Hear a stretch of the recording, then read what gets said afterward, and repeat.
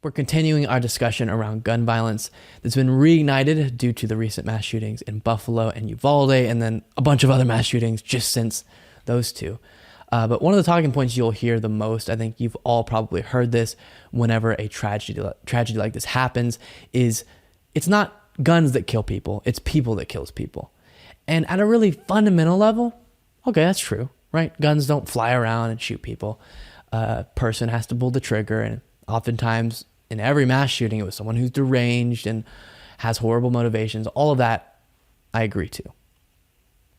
But what you and I understand, and why we see that slogan or that talking point to be so harmful, is the person who's already deranged, who has those bad motivations, their ability to kill people and to kill a higher number of people comes down to how effective of a killing tool, a weapon they have to do that.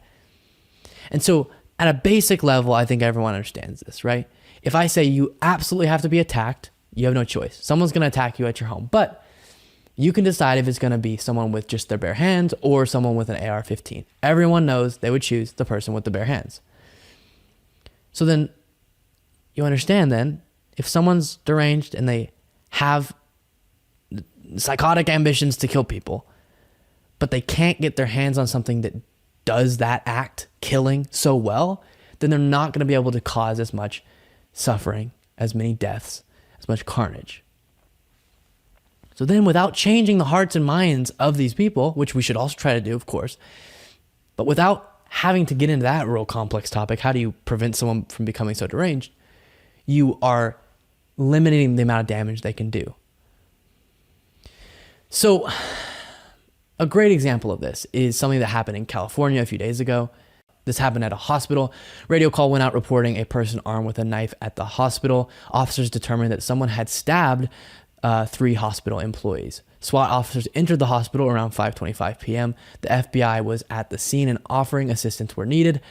LAPD Chief Michael Moore said around 5:30 that officers had cornered the suspect alone in the area of the emergency room at the Encino Hospital. We've locked it down. We've isolated the individual, he said. So a man goes into a hospital trying to kill people. He stabs 3 people. FBI corners him. Outcome, no one dies. In Tulsa, if you remember, a man went into a medical facility. So these stories are very similar. 2 men go into medical facilities trying to kill people. One of them has a knife. One of them has a gun. The one with the gun kills 3 people. The one with the knife stabs 3 people and no one dies. So you can see the point that I'm getting to. While, of course, it is the fault of the individuals. It is the fault of those 2 men for trying to kill people. All the blame is on them. Their ability to actually enact the violence and the suffering and the death that they were trying to did come down to the type of weapon they had.